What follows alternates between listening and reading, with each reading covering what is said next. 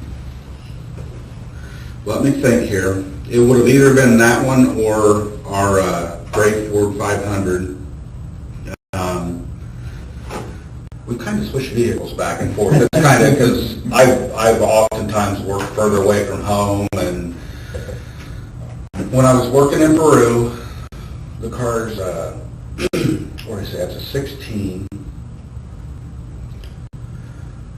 So prior to that, I'd had a little red Ford Focus, and our trucks we did our truck at like 4 o'clock in the morning. So on truck day, I'd be driving over to Peru at like 3 o'clock in the morning. And one day I was driving, and I was tired. I mean, there's often times you'd be tired, but this day I was just so tired, like to the point I almost and should have just pulled over. But I made it over there, and I turned off, didn't take the highway all the way up. I took the turn off that takes you into the back way to Peru, and made it all the way in town, and literally I fell asleep. And I woke up when my airbag went off. I veered off the road and hit a SUV parked on the side of the road. And literally that's when I woke up. Like, I didn't even know. It took me several seconds, if not a minute, to get my bearings and even figure out what had happened. I still didn't know, because when it hit the SUV, it threw it clear up over the sidewalk into somebody's front porch. Like, I literally didn't brake at all. I was asleep, so I hit at full speed. So anyway, I get out, and there's not even anything there. I'm like, what did I hit? And there was a person stopped on the other side of the road. Anyway, long story short, they called the police, blah, blah, blah, and I had to get, that's when I bought that black car. Mm-hmm. The black car being the 16? The one in the garage. Okay. Uh-huh.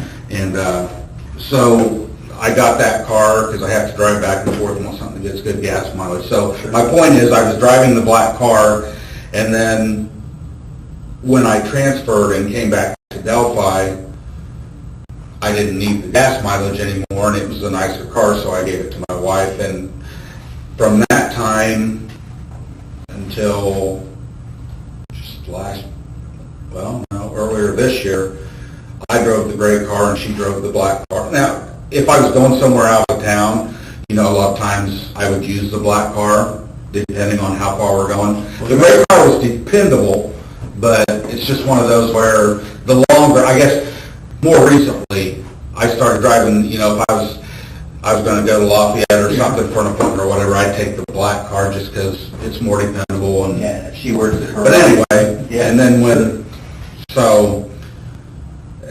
during that time period, I drove the gray Ford 500, and she would drive the black car, had her little cat license plate and all that on it. And then when I got her van, the gray car pretty much had it, and it was either, I had that and a truck as well. I had a truck for, 3-4 years. I bought it used, and we didn't drive it hardly ever, and it was one of those where get rid of them while they're still worth something, so we traded them both in, and I got the van that she drives now, and then I went back to driving the black car. So I remember right, you said you had gone to Miami County to see your mom. Mexico. Would you have planned to drive the black car because that was a trip out of town? I wouldn't have planned, no. During that time, it was still, the gray car was still, it's not like it was a junk car. We bought it brand new. Mm-hmm. It was a 2006. But I'd just say in the last, 3-4 years, it's not, the car didn't run well. It's just one of those where it's old enough that, you don't want to get over somewhere. Especially because usually if I am driving it, it's because she's at work and I don't want to end up having to get stranded somewhere. But that was more recently, so that's why I don't know which, it was either the gray or the black one that day. It could have been, it could have been the black one, could have been the gray one. Makes sense. Okay. It was an 06 Ford 500. How much looking have we done at gray cars? His gray car. What if he was in his gray car that day? Because we know it's not his vehicle, or at least there's reason to believe it's not his vehicle on that harbor store footage. But maybe he wasn't even in the Ford Focus. Maybe he was in a gray car. So then you get on the trails and you said you saw 3 girls. Where was it you saw the 3 girls? They were up around the trail. I mean, I didn't interact with them. It was up around the trailhead somewhere. So you helped her. Like I say, they were leaving. Yeah. Okay. I'm assuming they were leaving, or they came from down where those cars parked, and they were going to go back that way. I don't know. Okay. And then, did you see anybody else when you were out there? Anybody that stand there? Nobody that stood out, I guess. Okay. I mean, if I did see somebody, it didn't click with me. And of course, my memory was a lot better when I talked to him that day. I don't remember seeing, like I told him, I may have seen, there may have been somebody on the bridge or something when I was coming back through, but I didn't. The only ones that I really noticed seeing were the three girls. Okay. Because I was walking towards them, and I mean, they obviously stood out. And like I said, I remember it looked like an older girl with two younger girls. Okay. Just walking the trail. Okay. And I guess I just assumed that she was probably watching them or in charge of them or whatever. It was And kind of what it felt like. Okay. If you thought you might have saw somebody when you were coming back through from the bridge, where they were on the bridge? I don't really remember seeing anybody that day, but I don't know. So if I did see somebody else, they didn't jump out to me or anything else. I don't, like I said, it could have been people down around the cars, but I don't remember. I just remember seeing a couple cars parked over there. Mm-hmm. Like I said, Dan and SUV or something like that. Okay. And then when you got back to your car, were there any other cars when you got back to your car? I don't think so. Well, sedan and SUV at the Mears lot, okay? Check. I don't know, because I would have thought through that now. Okay. Or just been minding. Do you know where you went afterwards when you left there? Well, that day. I always watched the stock market and trading stocks a little That was bit. something else that they remember the officer recorded, something about stock markets. Tell us about that. I just had a individual trading account Mm-hmm. with Daytech originally, and I think it was TD Ameritrade. I trade stocks, try to get rich, lose money. Did that work for you? On and off it did actually, but no, it worked really terribly there for a while, and I don't even do it anymore. So Okay. it's just too much of a risk. So did you have a phone or a watch or something you were looking at the stock market on, or?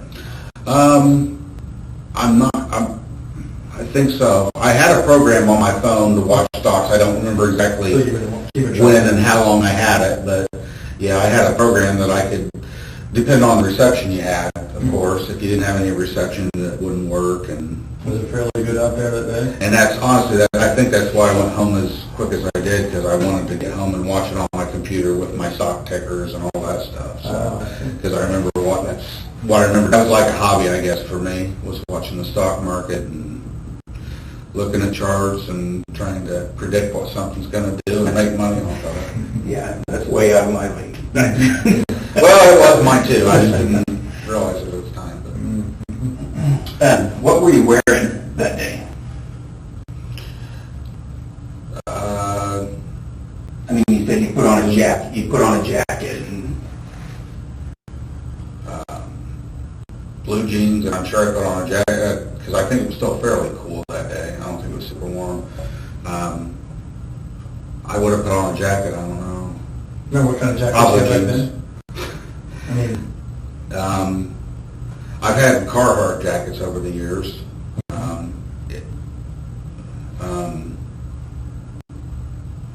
colors of your jacket? The one was blue, the one was black. Probably back then it would have been a black one. Had a hood built into it. So it was just a black zip up. A black zip up, because even he knows the blue one he has, the blue Carhartt, was purchased after 2017. He knows that blue jacket, that blue Carhartt, is a newer jacket. Okay, so he says, yeah, I have a couple Carhartts and this other type of jackets and shit, and I don't know, it was a black one, but I have a blue one. But he knows that the blue one he has was purchased recently. Well, I don't even think it was a Carhartt. I think it was an off-brand, but it was like a Carhartt. I could have worn that. I've had sweatshirts like what I threw on today. Hoodies, jackets. I mean, I've got a little bit of everything. Fleece. Anything else you maybe headgear or anything like that? Wasn't on that day, but it wasn't that cold either. Always kept a hat in my coat, so it would have been like a, I don't know what do you call them, skull cap, or just not a big fluffy hat, but a small hat.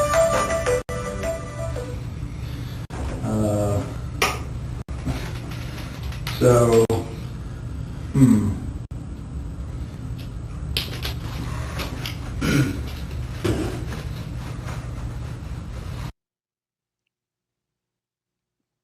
Okay, I think for now we'll leave it, but we may come back at a later time. But I just wanted to very clearly show you in his own words his very detailed description of where he remembers parking, which, as I mentioned, he multiple times he describes it.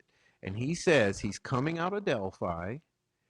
He says he goes on this road, veers to the right. That's Old Camden Road, coming out of Delphi, veering to the right, passing a few houses. Okay, coming to where it turns into a lane out here. See, you can see when I pull this overlay off, turning into a lane right here. Turns into a little lane. This is the lane. Parks here. Goes up this hill, like he even used his hands to indicate. You go up. The question: Do you? Okay, here's for the idiots in the back. Do you go up from the CPS building?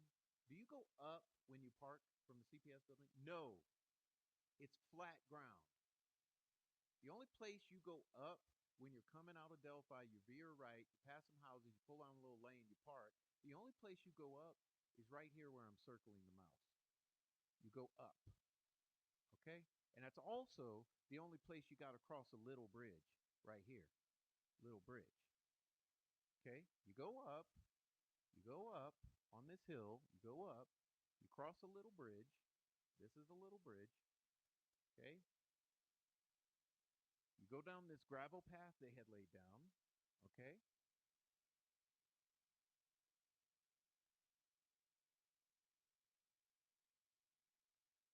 Then you cross Freedom Bridge. Two bridges. Little bridge,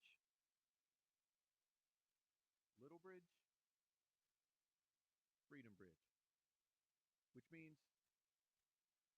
he didn't park at the CPS building. He didn't. Now, moving into part two.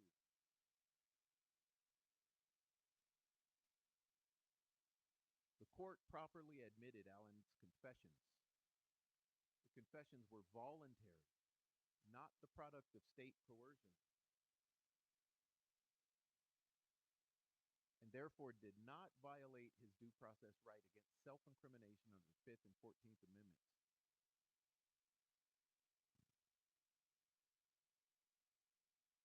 Allen's confessions were voluntary. Both the federal and state constitutions prohibit the admission of involuntary confessions. Oh, they're admitting such.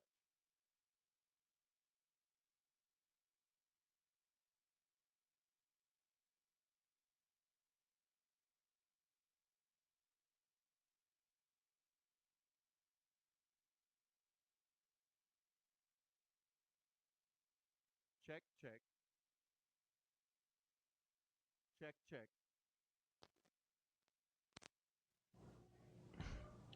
Check 1, 2.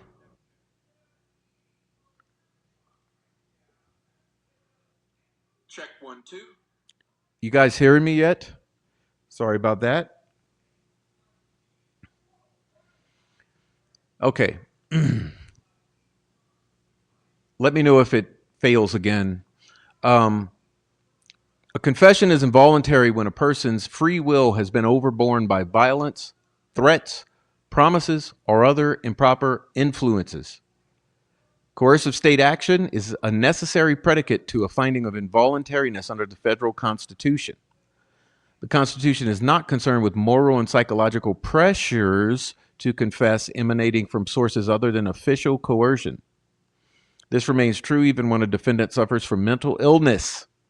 A defendant's mental state is not enough to render a confession involuntary in the absence of coercive police activity. Even an actively psychotic or delusional defendant can give a voluntary confession. Question: why did they include this quotation from Connolly, Pettiford v. State, and People v. Rhodes, even an actively psychotic or delusional defendant can give a voluntary confession. A defendant's mental condition is relevant to voluntariness inquiry only insofar as it renders the defendant more susceptible to police coercion. Coercive state action is absent in this case. None of the usual hallmarks of police coercion are present in this case, according to the police. Allen's confessions were entirely volunteered statements. They were not made in response to any law enforcement interrogation. Allen was not subjected to torture, beatings, or physical abuse by law enforcement. He was not threatened with harm or offered any promises in exchange for his confessions. The alleged coercive state action in this case rests solely on the conditions of Allen's confinement in the restricted housing unit. Both the conditions of Allen's confinement did not rise to the level, but the conditions of Allen's confinement did not rise to the level of coercive state action, rendering his confessions involuntary. While the conditions of an inmate's confinement prior to a confession may bear on the question of whether government conduct was coercive, the mere fact that a defendant was held in disciplinary segregation or solitary confinement prior to making a statement is not sufficient to constitute requisite coercion. Conditions of confinement rise to the level of psychological coercion or compulsion, rendering statements involuntary. Here's the key: only when they are so severe as to be intolerable circumstances that constitute outrageous conduct by the authorities. Describing an involuntary confession as one procured by some means revolting to the sense of justice. Holding conditions of confinement rendered confessions involuntary when for 2 weeks the defendant had been held naked in a small cell with no window, no bed or other furnishings, and no facilities except a hole in the ground serving as a toilet, fed only 12 ounces of pea and carrot soup and 8 ounces of water per day, and denied all contact with the outside world. The conditions the court deemed a shocking display of barbarism. Confession involuntary when defendant held incommunicado for 11 days in cold, unlighted, windowless cell where he was kept chained to a wall, fed bread and water, not allowed to bathe, and told he would remain there unless he confessed. The mentally ill pretrial detainee in that case was held for 2 months in a strip cell with no windows, no interior lights, no bunk, no floor covering, no toilet except for a hole in a concrete floor, was deprived of all clothes and given no bedding, was denied articles of personal hygiene, was given no opportunity for recreation outside of his cell during the entire 2 months, and he was not permitted to have any reading materials in his cell. Moreover, except for the several ways in which he received more favorable treatment and the video-only camera in his cell, Allen's confinement conditions were identical to any inmate in restricted housing. That is because the conditions of restricted housing, while undesirable, are a far cry from what is necessary to create an involuntary confession. Allen's argument assumes the conditions of his confinement caused his brief period of psychosis and that his psychosis caused his confessions, but both premises are belied by the record. The confinement conditions did not cause Allen's confessions. Moreover, the confessions were not coextensive with Allen's period of psychosis. He began confessing before he was psychotic, and he continued confessing after he was no longer psychotic. Allen was already confessing in early April 2023. But it was not until April 13th that Allen became gravely disabled, and April 14th that his psychosis and manic behavior became significant, and he was involuntarily started on an antipsychotic medication. By May 2nd and 3rd, 2023, Allen no longer exhibited significant symptoms of psychosis, manic behavior, or lack of impulse control. Allen's most detailed confession to Dr. Walla occurred on April 5th and May 3rd. Before and after his psychosis, his desire to confess was not correlated to either a change in his confinement conditions or the onset of psychosis. So they say. Okay, so they say. Now, are we to believe that his psychosis was immediate onset and immediate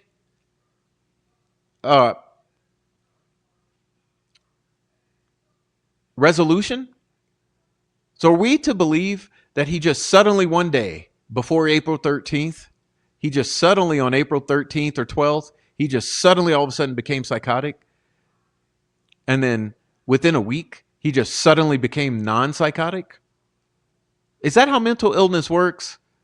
I mean, hey, other than if you go pop a few pills or take some acid or eat a few mushrooms or whatever else, smoke some crack or meth or smoke some spice. In the absence of any access to something that would cause a temporary deep psychosis, such as some psychedelic or mind-altering substance, are we to believe that Alan just out of nowhere just popped psychotic and then out of nowhere it just lifted? And so therefore, there was no lead into this. There was no gradual descent into this deep psychosis, and there was no period that was required for him to regain his full mental capacity. Because this is what the appellate attorneys or the state here is trying to convince everyone. They're trying to convince you that he suddenly popped into psychosis on April 13th, and he suddenly came out of it days later. Totally clear-minded before, totally clear-minded after.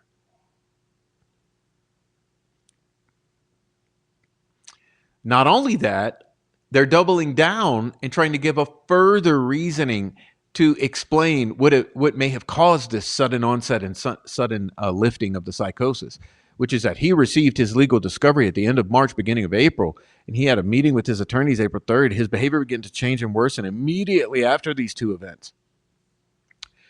The discovery materials forced Alan to face the horrifying evidence of what he did to Abby and Libby, images and events he had been able to ignore and repress over the 5 years in which his guilt had gone undiscovered. He was also confronted by the realization that the state had sufficient evidence for a jury to convict him. Even if the court finds the confessions made during the period of psychosis between April 13th and May 1st to be involuntary, they were merely cumulative of the numerous admitted confessions made outside of the period, and the erroneous admission of cumulative evidence is harmless.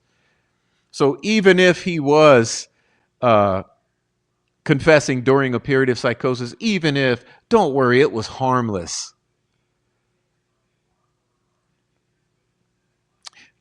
In addition to undermining any causal connection between the conditions of confinement and the confessions, the record also shows the state did not seek to exploit his mental state to induce a confession. The purpose of his placement was not exploitative.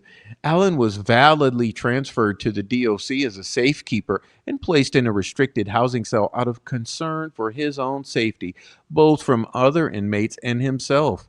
Because he was a safekeeper, by the way, he was not subject to the DOC policy regarding placement length in restrictive housing, meaning though, even though it shouldn't have been more than 30 days, and even though it was a whole year beyond that, since he was a safekeeper being tortured and abused, the policy doesn't pertain to him. Yeah. That's what the state is arguing, that even though he received a year beyond the policy, far worse treatment than any fucking convicted inmate in Westville, even though, don't worry, it doesn't apply to him because he was a safekeeper. Is that not obscene? Is it not?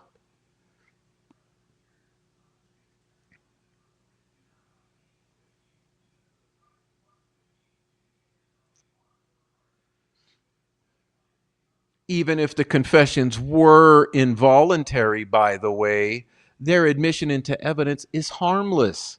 The erroneous admission of involuntary confession is subject to harmless error review. Constitutional errors must be harmless beyond a reasonable doubt, meaning that they did not contribute to the verdict. The timeline and eyewitness evidence by these lying-ass cops, the lying ass prosecutor and the lying ass witnesses. Don't worry. These timeline and witness evidences, including his own initial statements, creates an overwhelming certainty that Allen was Bridge Guy and thus the murderer.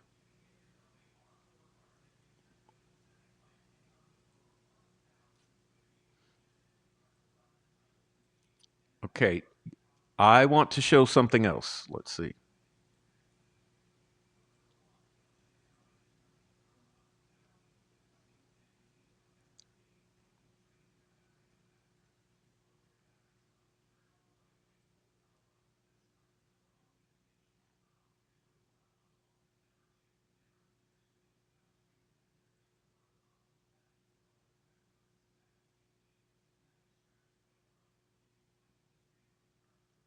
All right, sorry, it's coming. It's coming.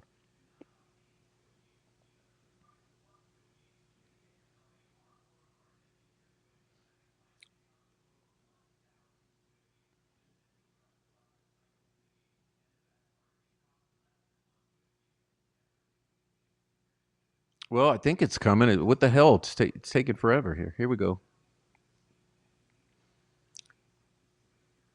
April 11th, 2023. Remember, when do they say this period of psychosis is happening? Exactly then. Exactly during this period. Okay, this is April 2023. Technically, it's dated April 11th, 2023. Exactly when this is happening. Dear Clerk of Courts, I am an inmate at Westville Correctional Facility in the same unit that Richard Allen is being housed in, awaiting trial. Richard Allen is being abused and mistreated along with other inmates in Westville Control Unit Restrictive Housing. There are corrupt officers, state actors, and ranking officers, state actors, calling Richard Allen a kid killer, teasing him that he has a visit from his family. Phone is ringing on his GTL tablet. Inmates in cells A102, Logan Osborne, A207, inmate Riley, inmate cell A2204 and A2205 threatening to kill Richard Allen and telling him to kill himself. And three inmates, these inmates have made comments in front of Warden John Gallipo, ranking officers and officers. The staff has recorded on camera these inmates making these threats and suggestions to kill himself and have done nothing to stop it.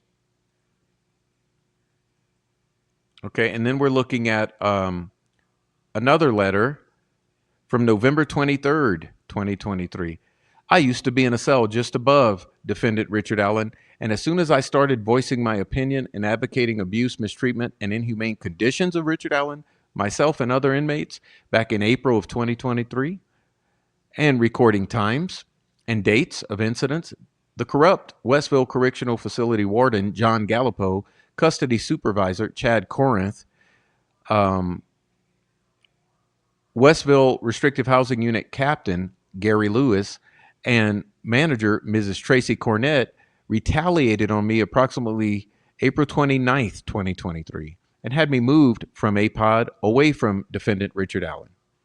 Then on May 4th, 2023, a corrupt Lieutenant, Larry Crittenden, places me on strip cell status and has corrupt Sergeant Robinson, sound familiar?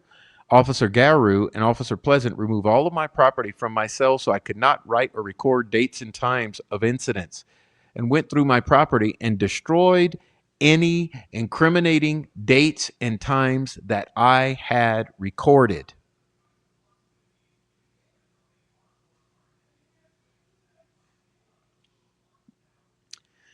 The next morning, May 5th, 2023, approximately 7 a.m., I was placed in full trip gear restraints with handcuffs, black box, belly chain, and leg shackles on security camera, and corrupt Sergeant Brandon Williams and officers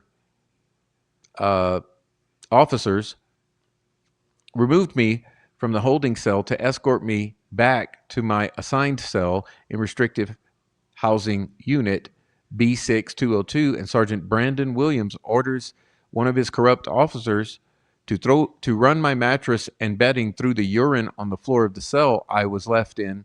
I was left in the cell overnight with no running water or toilet, and then corrupt Sergeant Brandon Williams who has a lawsuit on him in the U.S. Northern District of Indiana for assaulting an inmate and denying the inmate medical treatment for his injuries, can be seen on security cameras slamming me to the floor while in full trip gear restraints, violently twisting on my foot and ankle while they break, and then intimidating the nurse not to treat my injuries of a broken foot and ankle and a stab wound to my elbow all the way to the bone that was bleeding badly from an ink pen sticking out of Sergeant Brandon Williams' stab vest, and I was then taken back to my assigned cell B6202. Then at approximately 10:45 a.m., corrupt Sergeant Brandon Williams returns to my cell, and with no verbal command to come to the cell door and no video camera recording, Sergeant Brandon Williams opens the handcuff port door and the cell door and sprays me with OC pepper spray while I was lying in bed suffering from my injuries earlier that morning. Then the corrupt Sergeant Brandon Williams leaves me in a cell asphyxiating for air for approximately 10 minutes before removing me from the cell.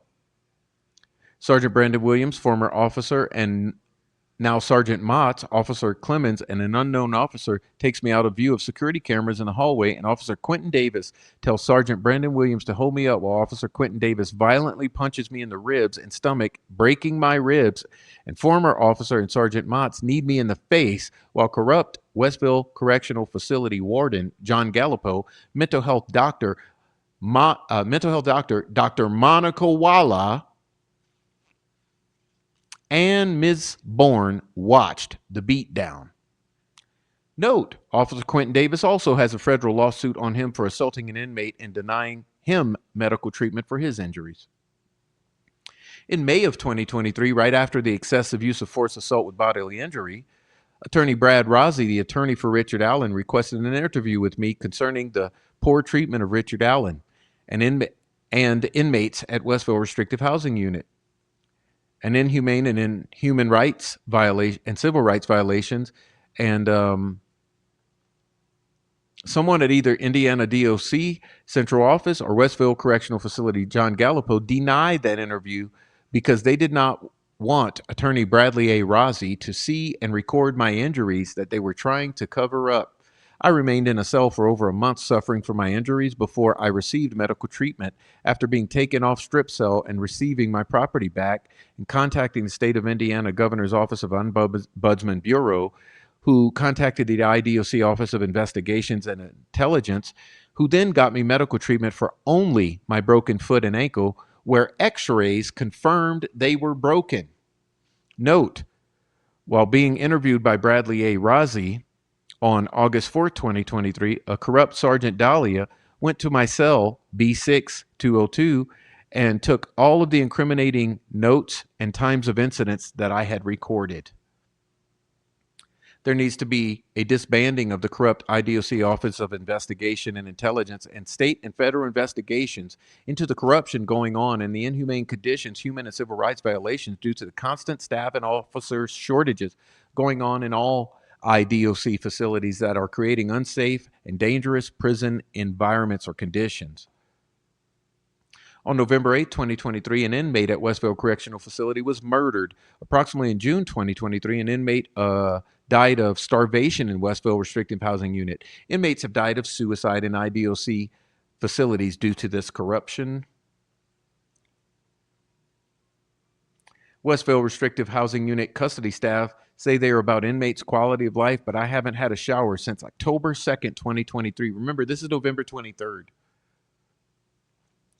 And there's other inmates that haven't showered longer than I, because inmates do not want to shower when officers are leaving inmates locked in a tiny triangle shower for hours with no place to sit down and having to stand because of short-staffed officers.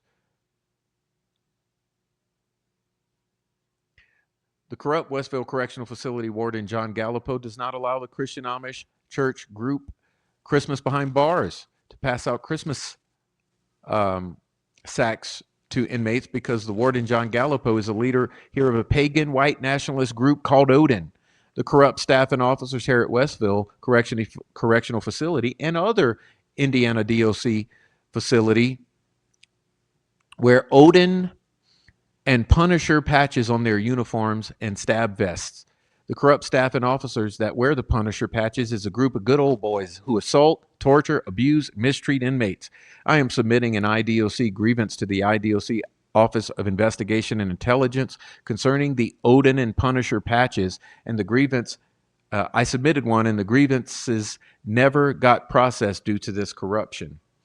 When I was in a cell just above defendant Richard Allen, I witnessed officers taunting him, calling him a baby killer, a kid killer, and deliberately slamming the shower door next to Richard Allen's cell to either wake him up or just to annoy Richard Allen. I also witnessed other abuse and mistreatment to Richard Allen. There are dozens of lawsuits on staff and officers at Westville Restrictive Housing Unit in the U.S. Northern District Court of Indiana that clearly show a pattern of assault, torture, abuse, and mistreatment on inmates by corrupt staff and officers. The Indiana Department of Correction seems to put their corrupt staff and officers in their restrictive housing units who cause assault, torture, abuse, and mistreatment to inmates. Respectfully submitted, sincerely, Robert Baston, November 23rd, 2023.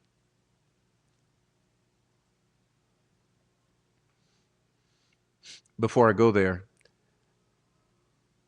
what do you think constitutes coercive state action? Do the guards, doctors, and administration of the prison qualify as agents acting on behalf of law enforcement and the state? Is that not something that we could call coercive state action, and at a minimum, coercive state action by proxy? Anyhow, that resolves the argument for me about the technicality of these confessions being coerced by police action, because for me, police action by proxy or via employees of the Westville Correctional Facility is still police action and coercion. And if that is the bar that has to be met to invalidate these confessions, combined with the psychosis, that is met in the case of Richard Allen. Just look at the photo on the thumbnail.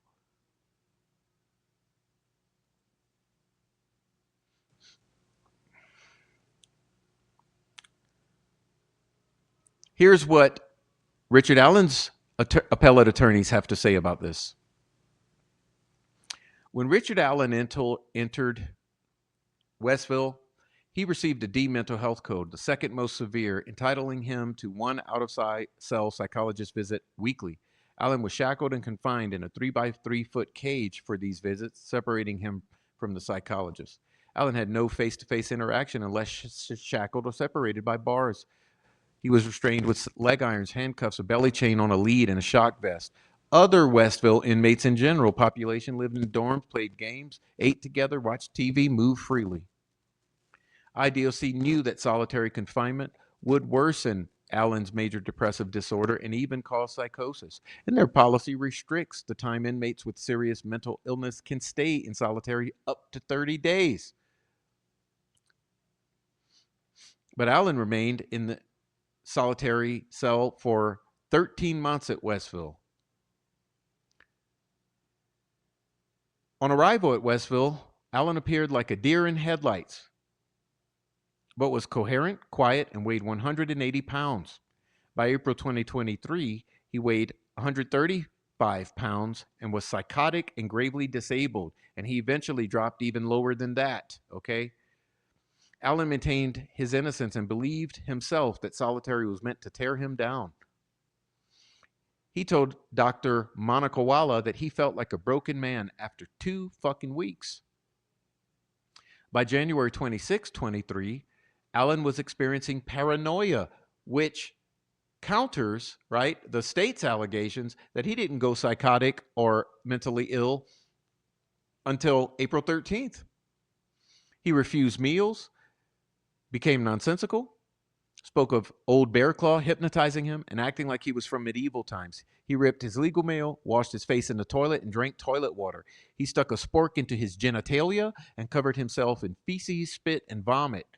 Video from early April showed Alan frightened, extremely thin, bleeding, shaking, contorting, interacting with non-existent stimuli. He was pacing back and forth, eating the Bible, hitting his head on the cell door to the point of giving himself a black eye and bruising his entire face. On a video from April 12th, he was naked while he flapped his hands, punched the air, counted imaginary objects, pulled feces from his anus, and smeared it into food and marched in place. By April 13th, Alan's health had become dire. IDOC psychiatrist Dr. Martin saw him naked, covered in feces with brown fluid emanating from his mouth from eating it. Dr. Martin found him very psychotic, hallucinating, and incompetent to consent to treatment. By the next day, April 14th, IDOC ordered involuntary medication and found him gravely disabled, a working diagnosis of MDD, major depressive disorder with psychosis. He had lost an abnormal amount of weight. Remember, 180 to 120, okay, and was not sleeping. Haldol produced minimal improvement. He continued to speak in loose associations about things like nuclear war, poisoning, dying, losing reality, cryogenic eyeballs, and not remembering confessions he had already given. He also continued to play with his feces. After letting Alan sit in his feces for 2 hours on April 23rd, he was removed from his cell and given a shower. Alan's symptoms continued through May, okay? This period is the period when he's confessing. Keep that in mind, everyone out there who's listening. This is the month during which he's confessing. On May 3rd, Dr. Walla diagnosed Alan with a brief psychotic disorder, noting he had disorganized speech and behavior, but no delusions or hallucinations. On May 25th, his shot was still not working. Alan paced for 2 hours and banged on the back in front of his head on the metal door for about an hour, and they allowed it, right? They allowed it. Despite his self-injury and viable goose egg on his head, and a visible goose egg on his head, no one checked on him. The next day, Alan had 2 fucking black eyes from banging his head, and on June 5th, IDOC was administered another 30-day involuntary emergent Haldol injection. So think about this. April, May, and now we're all the way in June. They're still giving him involuntary Haldol treatments. And another injection on June 16th. On June 20th, he was catatonic and extremely skinny. Guards carried him to the infirmary, strapped in a chair, and after his visit, he remained vacant while staff wiped drool from his mouth. June 20th, wiping drool. The same day, Dr. Martin claimed Alan was coherent, oriented, not psychotic, and had been free of psychosis for 7 weeks. Oh, if he's free of psychosis for 7 weeks on June 20th, why they are administering involuntary Haldol injections on June 5th and June 16th and on May 25th?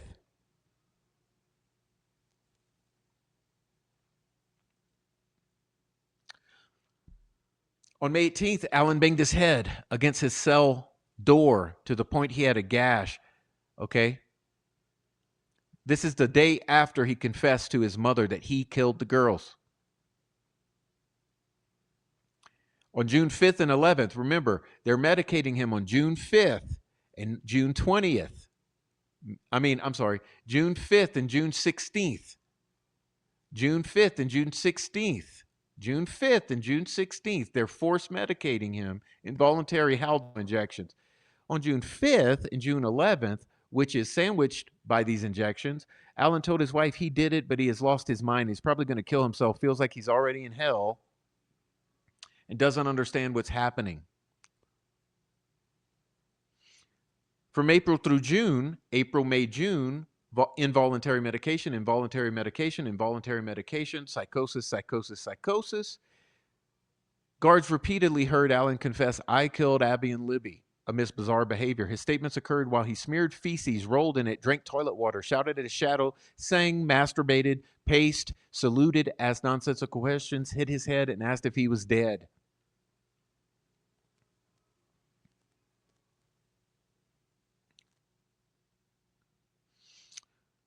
On April 5th, Alan's emotions shifted rapidly. He questioned whether he was God. Okay? He had an intense eye contact with Dr. Manakawala, bizarre smiling, circumstantial thought. Although he would go off on a tangent sometime, never return to the original topic, Dr. Wala claimed his confessions were concise. Alan also confessed to molesting his sister and daughter, claims contradicted by both of them. 2 days later, Alan asked Dr. Wala, "Did I confess?" On May 2nd, Alan was very tangential, repeating himself and jumping between topics. I killed Abby Willie. I kill Abby and Libby. I will kill everyone. I will wipe out the whole world after I die. He mentioned World War III, was confusing nightmares and reality. He thought he might have schizophrenia. He was randomly saying methamphetamine and telling people, including Dr. Walla, that he loved them. The day before, Dr. Walla was unable to have a meaningful conversation with him.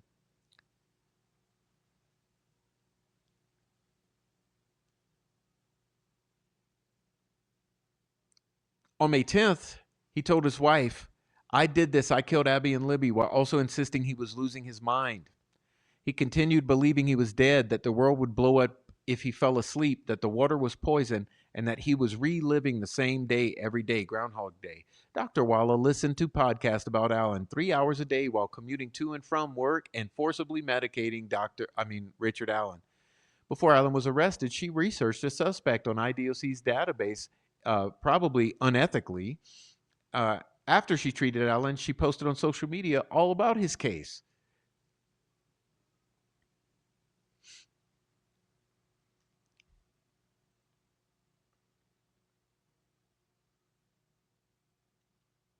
Well, I want to forward through some of this before I move on.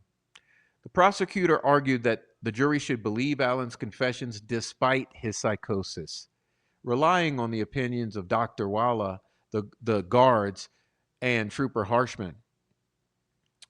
The prosecutor claimed his confessions were logical and organized, the product of free will and his newly found religion. Almost every single guard testified that Allen's bizarre behavior was orchestrated and not the product of mental illness. Why were they allowed to say that? Are they mental health experts? One guard said he knew Allen was truthful because of the look in his eye. Inmates commonly claimed that inmates commonly smear or eat feces as a tool for attention. None are mental health professionals or knew Allen's mental health code. Each time that Allen confessed to Dr. Walla, she said he was not delusional, not psychotic, and not hallucinating. Although Allen expressed confusion and memory gaps, she suspected he was feigning or acting bizarrely. On cross, she admitted she may have been wrong and Allen may have been genuine. With hindsight, she was on the fence. Okay? Now, the trial court made proper evidentiary rulings, says the state. The trial court's evidentiary rulings were correct and did not deprive Allen of his right to present a defense. Trial judges are better at making evidentiary calls than appellate judges. Therefore, trial courts are given wide deference in this area. Again, this is gaslighting. In other words, I've said this. Are they trying to say here that there's never a case for an appeal in terms of evidentiary rulings? Because it sure does seem like here that they're trying to lay the groundwork to say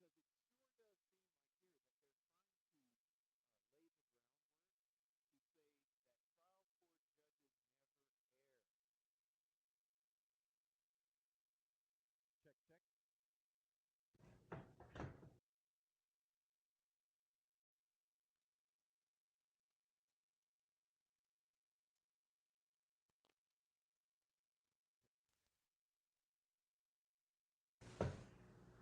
Check, check. Check, check. Check, check, check. Okay, give me a moment, please.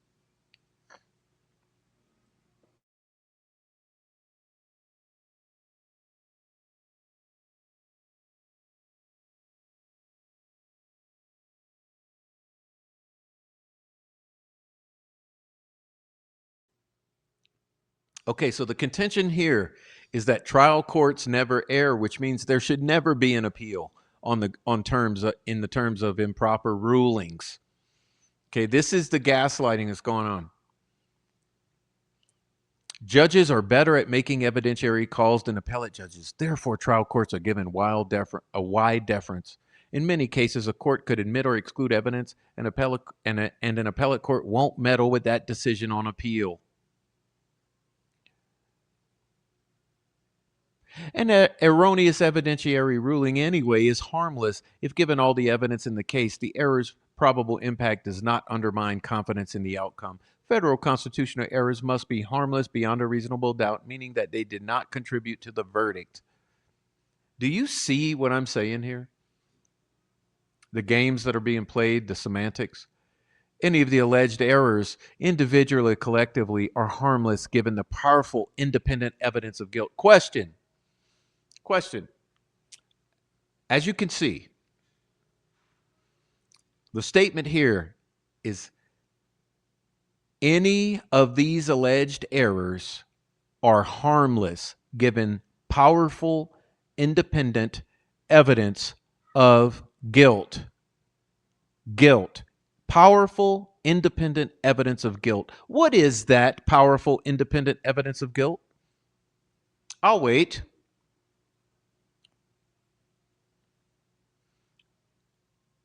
Anyone? What is a powerful, independent evidence of guilt?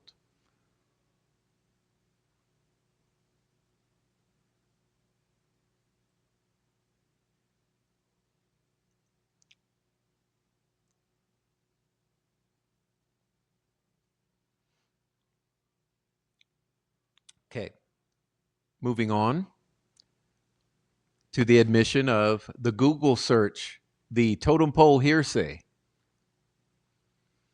The admission of the Google search was at most harmless. The information was proffered as an alternate theory of the cause of the audio output code, but neither of the theories made it more or less probable that Allen committed the murders. Yes, it did. Yes, it did. And here's the gaslight. Stacey Eldridge says that at 5:45, someone plugs a cable into the headphone jack. She also says at 10:32 p.m., someone removes that cable that was plugged into the headphone jack. 5:45 p.m., 10:32 p.m., the phone is being manipulated. Does that theory not make it less probable that Allen committed the murders? I mean, is this just lies? This is just logical fallacy and lie. As a matter of fact, I believe that's the entire reason that Baldwin and Rozzi rested early. I think that they thought that former FBI digital forensic analyst claiming that that headphone jack was manipulated at 5:45 p.m. and 10:32 p.m. was so devastating to the state's case that they had it in the bag. So the fact, if it is true that someone plugged the headphone jack in and then pulled it out later at 10:32 p.m., that means people, or at least someone, was at the crime scene manipulating the victim's phone at 5:45 and 10:32, which are the hours after Richard Allen is nowhere to be found. That would be a theory or a fact or facts that make it less probable that Allen committed the murder. So what the hell is with this sentence at the bottom? It's unbelievable.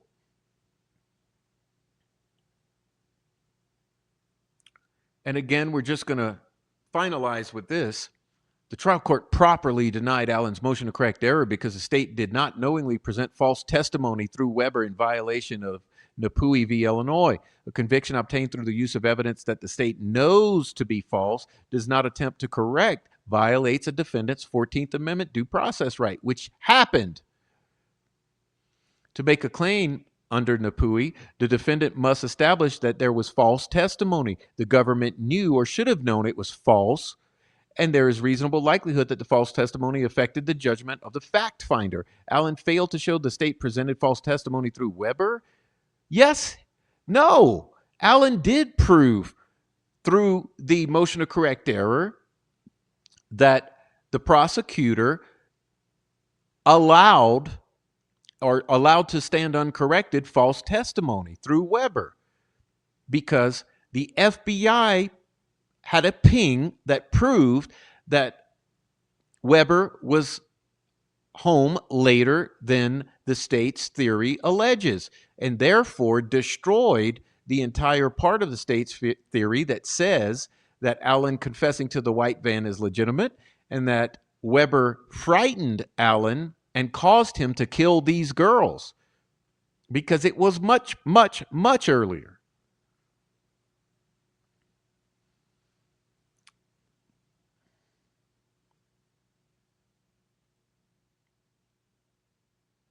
Just a minute. I think let's see. Here we go.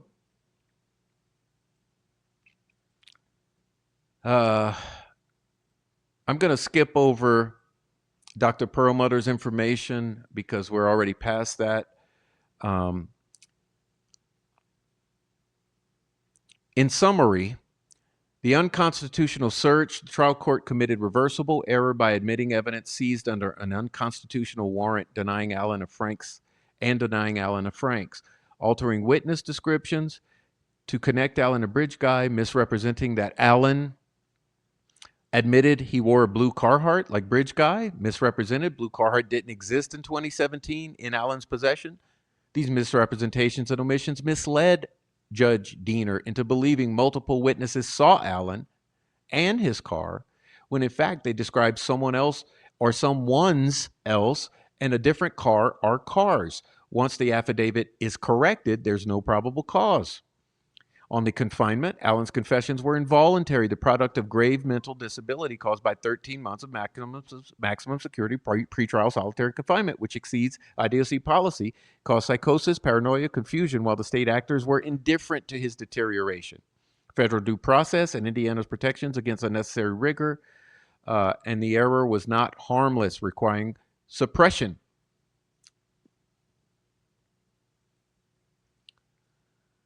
Through a series of arbitrary and prejudicial rulings that crippled Allen's ability to present a complete defense, the trial court excluded critical exculpatory evidence, including Blair's sketch, which directly undermined the state's eyewitness theory and timeline, and barred expert testimony challenging the reliability of the state's forensic methodology.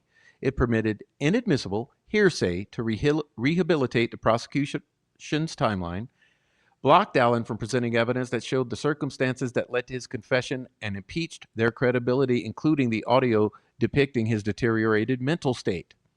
The court further prevented Allen from including substantial evidence of third-party guilt and an incomplete investigation, depriving the jury of context necessary to assess reasonable doubt.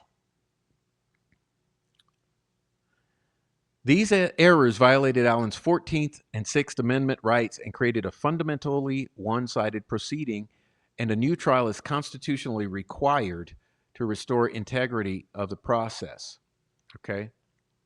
Now, I'm going to skip over these because we've already seen these. These are there for your perusal. I have them if you want them in my version with the highlighting. Otherwise, they're available online. Okay, but you can see this is your filing. Okay, and I'm going to leave it there. Now, to conclude, I did a little something. I've been working on something. Look, this is still a work in process, so don't judge me. Okay, this is a work in progress, but I want to show you this.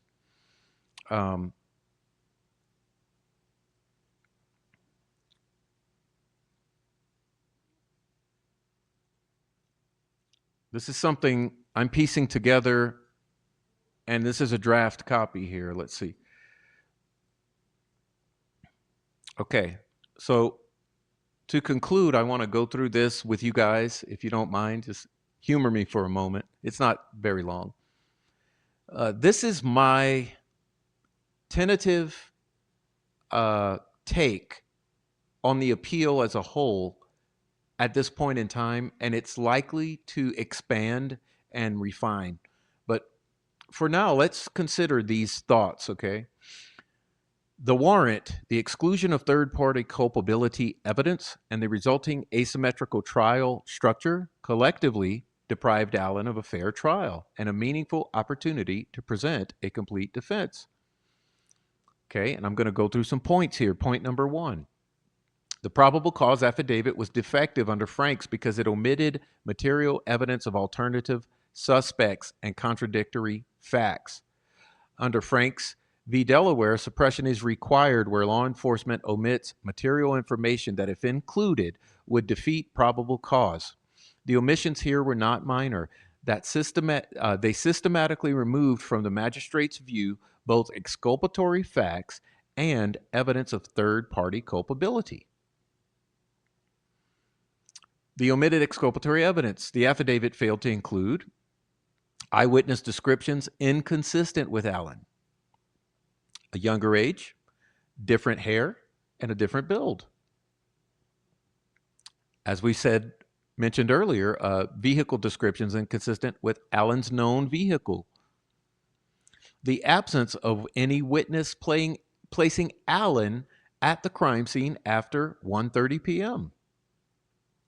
The lack of a confirmed forensic match at the time the warrant was issued. The presence of unidentified digital devices near the crime scene during the crucial time window. Have you guys forgotten about that? These omissions alone significantly weaken probable cause, but their materiality becomes undeniable when considered alongside the omitted third-party suspect evidence. Omitted third-party suspects identified in the Franks record. The Franks memorandum identified multiple individuals whose conduct, statements, and affiliations placed them within a plausible investigative framework. These included Keegan Kline, Ron Logan, individuals associated with Odinist or ritualistic belief systems, including Brad Holder and Patrick Westfall. The affidavit omitted Kline's documented contact with one of the victims using fraudulent online identities, evidence of grooming behavior in planned meetings, statements linking Kline to a post-offense activity and flight, Logan's control over the crime scene property, his inconsistent statements and initial investigative focus by law enforcement, including the FBI, his own admissions placing himself at critical locations. Also, evidence connecting Holder and Westfall to symbolic or ritualistic imagery resembling the crime scene. Statements referencing escalation of violent conduct, being familiar with the crime scene terrain, and social media content depicting similar symbolic arrangements of sticks. Law enforcement's failure to preserve key interviews, including the overwritten or deleted or recorded over recordings, to collect and test weapons from these individuals. Remember, Keegan Kline had a .40 caliber, Ron Logan had a .40 caliber Smith & Wesson, and Brad Holder. Verify alibis and Brad Weber when verification was offered. Materiality under Franks. Had the magistrate been presented with multiple viable alternative suspects, evidence of coordinated group involvement, evidence of staging consistent with ritualistic or symbolic conduct, digital evidence placing unknown individuals near the scene, the probable cause determination would have been fundamentally altered. The omissions did not merely strengthen the state's case, they transformed an uncertain, multi-suspect investigation into a single suspect narrative. Because the warrant was issued on materially incomplete record, all derivative evidence must be suppressed. The trial court's, point two, the trial court's exclusion of third-party culpability evidence violated Allen's right to present a complete defense.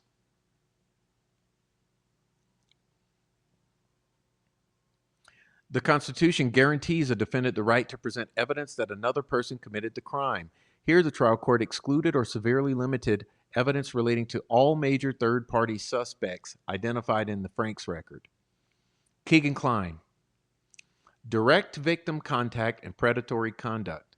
Evidence concerning Keegan-Klein established direct communication with a victim using deceptive online identities, grooming behavior, and an intent to meet at that place at that time on that day. Statements indicating knowledge of events surrounding the crime.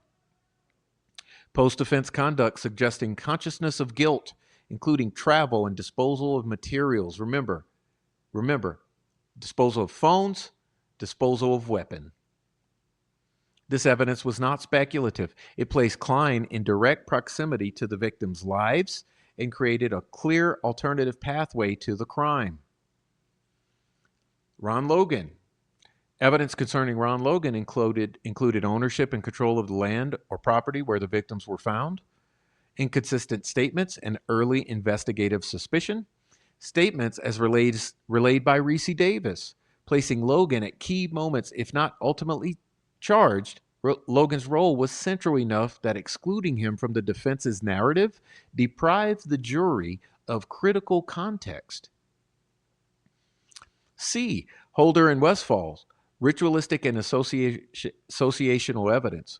Evidence concerning Holder and Westfall included social media imagery depicting symbolic arrangements similar to those observed at the crime scene, statements referencing escalation from animal to human sacrifice,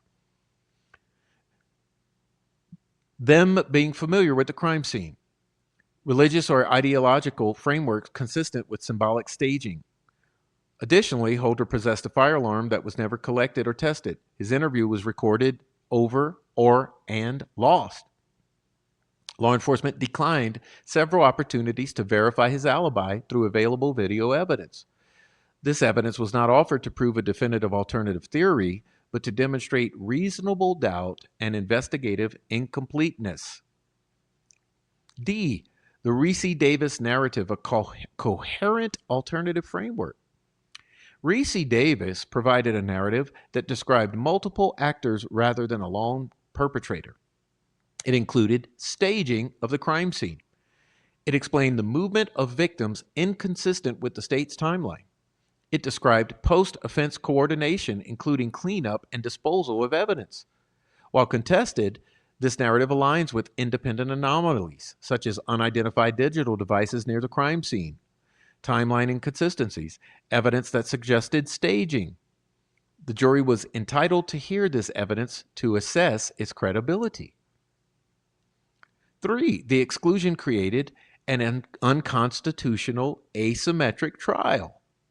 The state was permitted to present its interpretation of the crime scene, its theory of a single perpetrator, its reconstruction of the timeline, but the defense was prevented from presenting its evidence of multiple alternative suspects, its evidence of coordinated conduct, its evidence explaining the staging and symbolism, its evidence of an investigation that was failed. This asymmetry violates due process. Evidentiary rules cannot be applied in a manner that prevents a defendant, Richard Allen, from presenting a viable alternative theory while allowing the state to present its own. You see, this is what we mean when we say that Richard Allen was not allowed to present a complete defense. The errors were not harmless under Chapman. Constitutional error requires reversal unless harmless beyond a reasonable doubt. The excluded evidence would have undermined the state's single perpetrator theory, would have provided alternative explanations for physical and digital evidence, would have challenged the completeness and reliability of the investigation and the investigators, and would have contextualized Allen's alleged confessions. Given the circumstantial nature of the state's entire case, these errors cannot be deemed harmless. 5, the cumulative effect of these errors rendered the trial fundamentally unfair. Even if each individual ruling were insufficient alone, their combined cumulative effect was devastating to the defense. The jury never heard the full scope of third-party suspects, the evidence of investigative omissions and lost evidence. They never heard evidence supporting alternative theories of the crime, or evidence contextualizing the state's forensic and confession evidence. Instead, the jury received a narrow, controlled narrative that excluded competing explanation. The state fails to address cumulative error as a doctrine, yet it is precisely this cumulative effect that deprived Allen of a fair trial. Point number 6. The excluded evidence directly undermines the state's theory of guilt. The state's case depends on the premise that Allen was the only plausible perpetrator by making him the only plausible individual who could be Bridge Guy, and by making Bridge Guy the only possible perpetrator of the crimes against Abby and Libby. This excluded evidence demonstrates multiple individuals with motive, access, and opportunity, evidence consistent with a coordinated course of conduct, and unresolved digital and physical evidence, inconsistent with a lone actor. Once the entirety of this evidence is considered, the state's theory is no longer exclusive or inevitable. That is sufficient to establish reasonable doubt. So in conclusion, the warrant was issued on a materially incomplete record that excluded critical exculpatory and third-party evidence. The trial court compounded that error by preventing the defense from presenting the very evidence that would have exposed these omissions and provided the jury with a meaningful alternative to the state's narrow and limited theory. The result that we all saw was a trial in which the jury was denied the full picture. They were only given one choice. Under the Constitution, that is not a fair trial, which is why we all sit here. Reversal is required.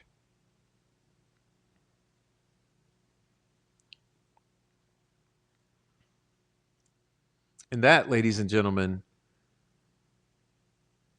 is my initial takeaway of the entirety of the trial of Richard Allen and the appellate arguments. And as I said, there's more refinement that will come to these thoughts. But at a minimum, I think that that's what all has us here, is that we all feel and see that there is something that is just not right with this. This jury was not given enough information to be able to make a reasonable, thoughtful consideration or decision. The defense was so handicapped by all the extreme limitations placed on them that there was no opportunity to give the jury the bigger picture to consider and a more broad view of all of this so that they could reasonably deliberate the likelihood of Richard Allen's innocence or guilt. And because of that, you saw the conviction of Richard Allen. And that's not a country we want to live in.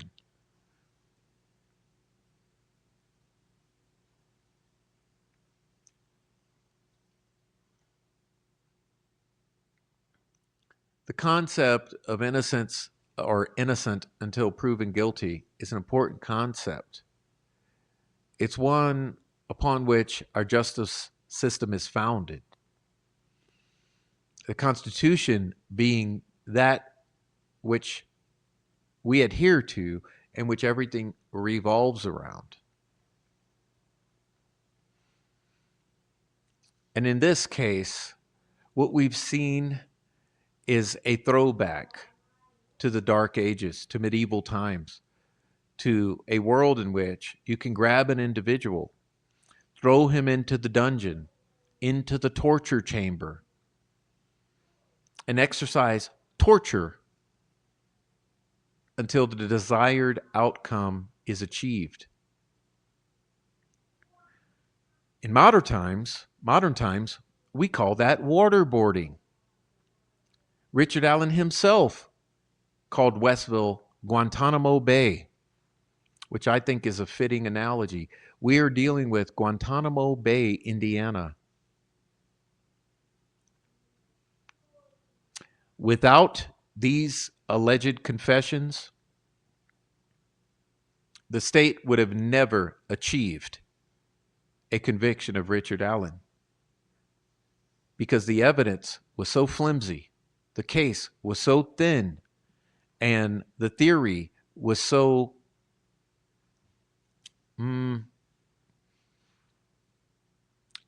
unsubstantial that no jury would convict an individual with that evidence.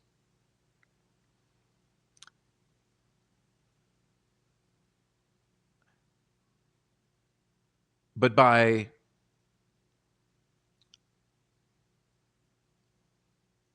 putting Richard in solitary confinement or the dungeon in Westville under the guise of safekeeping, they ensured the likelihood of a conviction. And in my opinion, they manipulated his pre-existing mental health condition, exacerbated it knowingly.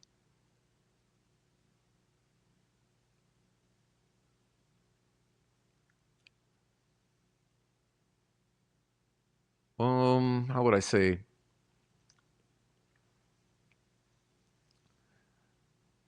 With the intention that Richard Allen would bend or break. And that is something that should happen to no one, especially in the country that we all love, that we call the United States, a country that is in many ways the envy of the world, who praises itself on peace and freedom. And with freedom comes responsibility.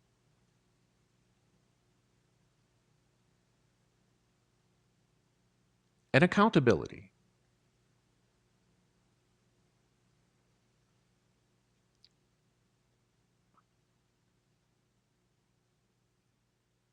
It's my opinion that the only way to preserve the concept of freedom and accountability in this case is to overturn the conviction of Richard Allen.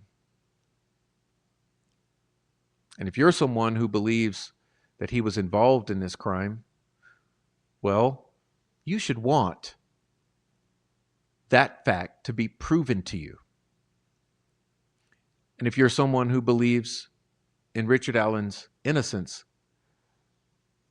and his non-involvement in this crime, we should also want a fair and substantial trial and a presenting of evidence to prove his innocence.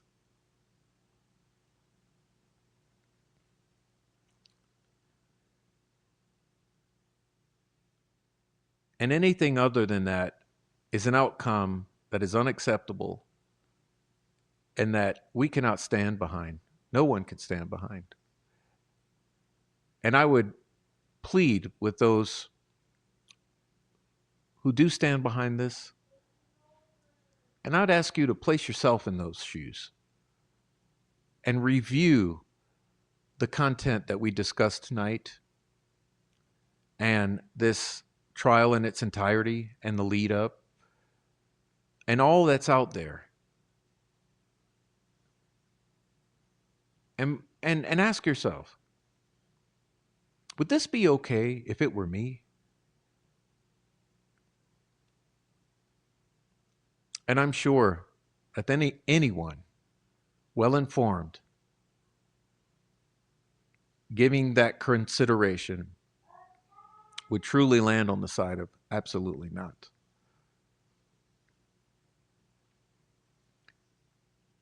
And we're not here to simp for a baby killer, to lie to the American people. We're here because we want to see things done right. And we truly believe that anyone taking a fair look at this would have to agree that this was not done right, because it wasn't.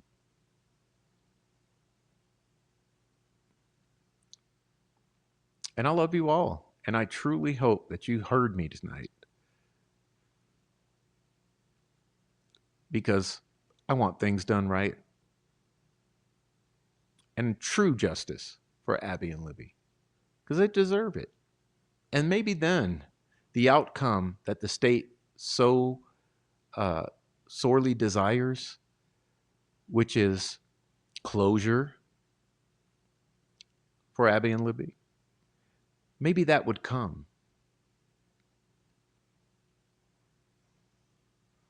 But it's hard to get closure in a situation such as this one, because there was nothing compelling.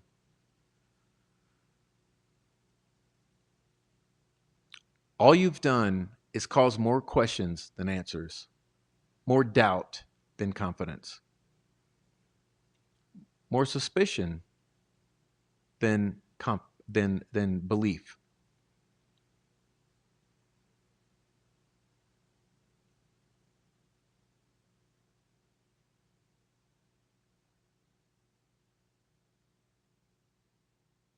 And the thing is, we can't make this a broad issue, a systemic issue, a generic issue, because in truth, that dehumanizes it. This is about Richard Allen, because Richard Allen is who he is. And he has a family. He has friends. And he has loved ones, just like you and I do.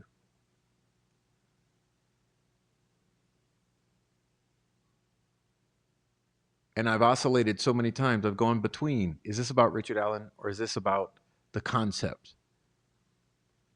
But it's about both. As we've said, because if they can do it to Richard Allen, they can do it to you. And that's unacceptable. So please, guys, love on your loved ones and speak your truths, because you are here and you're a one of a kind, and you can speak your truth and your voice matters. And so with that, I want to thank you all for being here, and especially thank everyone in the chat on this live stream who've participated in the discussion. And I welcome all of you to join our broader discussion in all of the comment sections and on Facebook and on Twitter and everywhere that we discuss this. Join us, support us, and also support the others who are speaking truth, regardless of the topic. And those of you new here, please join the comment section down below. I'd love to hear from you. If you check out the link tree or the About Me section here on YouTube, you can clearly and easily find my contact information. I'd love to hear from you. I'd love to hear from everyone. And I truly appreciate you. Okay, so please hit the like on the way out if you haven't already. And let the people in your life know about this case, because this is an important case. And with that being said, I want to thank you all and truly appreciate you, okay? So on the way out, I'll say hello to everybody, and I'll see you another time. Okay, God bless, and God bless Libby and Abby. Thank you, author, Vicarious Vigilante, Nicole Watt, Deb, Quadaxel Mimi, Silence Woman, at Venue 03, Martha Hendricks, Mustang, Oh Hey Christina, Court of Public Opinion, Nicole Watt, I said hi, but thank you for the super chat. Also, thank everyone who super chatted. I'll send you a thanks in a moment. Let's see. Just James. Deb, my amazing, wonderful mod. Goose's Gammy, Criminal Society, KB, Sunflower Lola.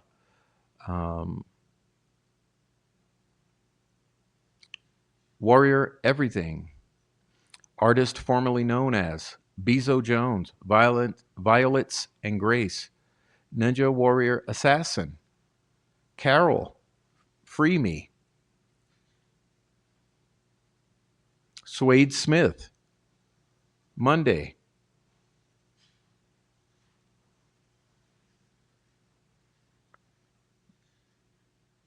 Victims News on Air, Trial Junkie, Mindful Shrink,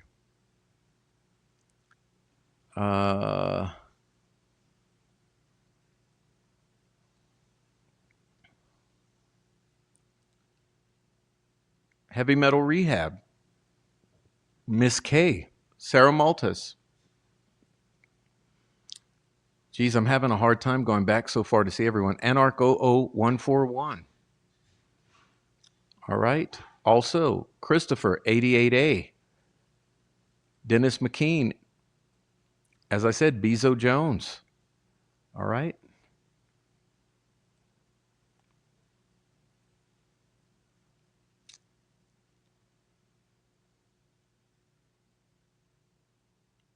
And I think that's it. So God bless you all. I was so glad to see all my friends in here. Thanks for being here. Appreciate seeing y'all. And we're out of here, y'all. So hide your kids, hide your wife. They killing everybody out here.